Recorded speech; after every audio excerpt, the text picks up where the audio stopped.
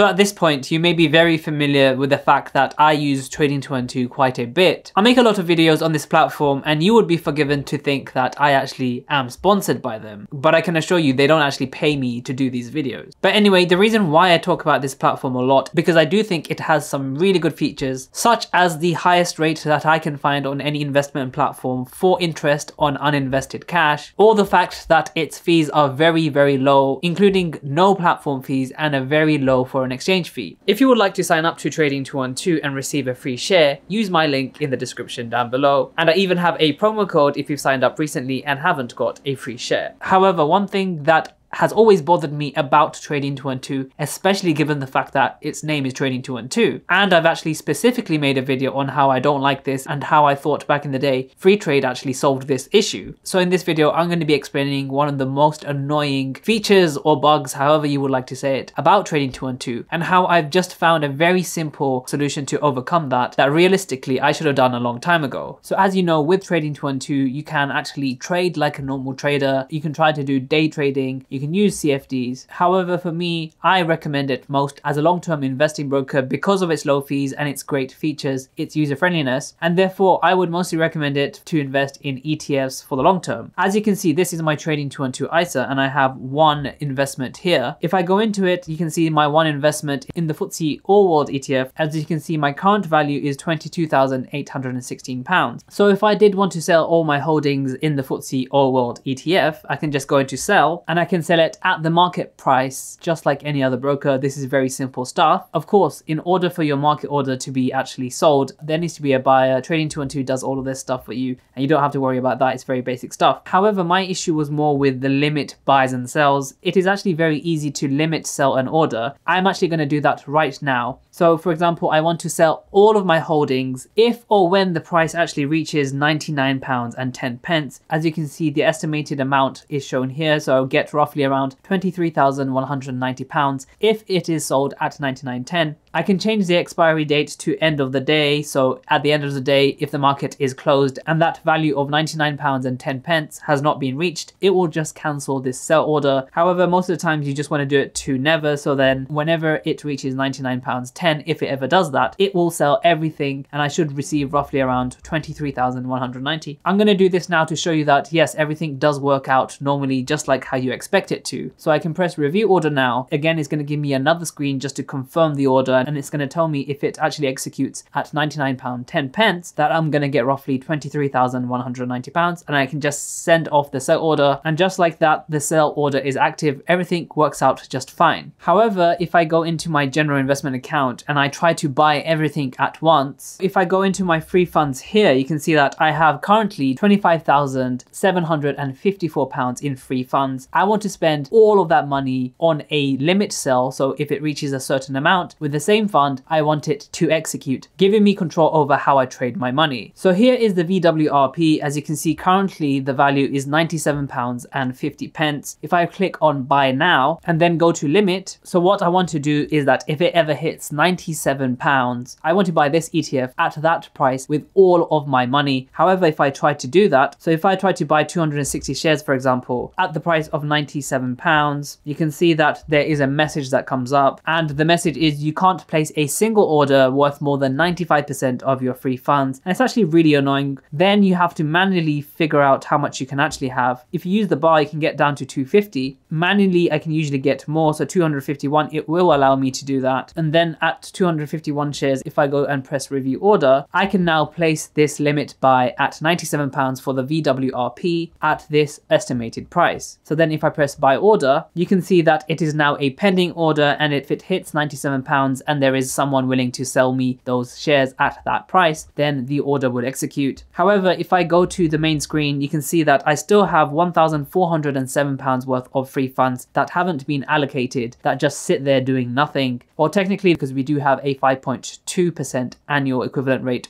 of interest applied to this cash. Do note that for reserved orders, it still does count as cash and you're still getting that daily interest on that cash because it's not being invested. However, there's still £1,407 that are still left that won't be executed if the price hits £97. So the solution that I found to overcome this does take a few extra steps, but it is pretty simple. All we have to do is to go back into the fund, and then we have to repeat the process. So we press buy, then we go to limit, then we drag this bar as far as it goes. If we go too far, you can see the blue becomes light blue and it doesn't let me actually go ahead with the order. What you want to do is to go as far as you can, for example 13.5, and make sure that the blue isn't actually washed out. So at 13.5 shares, we can actually put a pending limit order for that. Then in the price, you can put 27 again. So the maximum price we want to be paying for the shares are still £97, 9700. And then we can go to review order. As you can see, we're using £1,309 for this. Press send by order. And now what you'll see is that we now have 2 pending orders. And what I didn't realize before is that you can actually stack these pending orders. If I now go back to the home screen, you can see that I only have £98 of free funds left. If we go back into the same fund, we can repeat this process again for the 3rd time. Press buy, go to limit, move this bar as far as you can. So we can go up to 0.95 and again put the same price in, and then press review order and then press send by order. You can now see that we have 3 stacked pending orders. So if we go back to the home screen now, you can see I only have £6.26 in free funds, something I can live with. If I really want to get this number down, I can keep repeating the process, but I think £6 is a sensible amount to have there. So yeah, a quick video on how, if you want to do a lot of trading, to get over that message of, 95% free funds, you can't actually place an order. All you do then is to actually stack the pending orders and you've overcome the issue. So make sure to check out some of my other videos and I'll see you in the next video.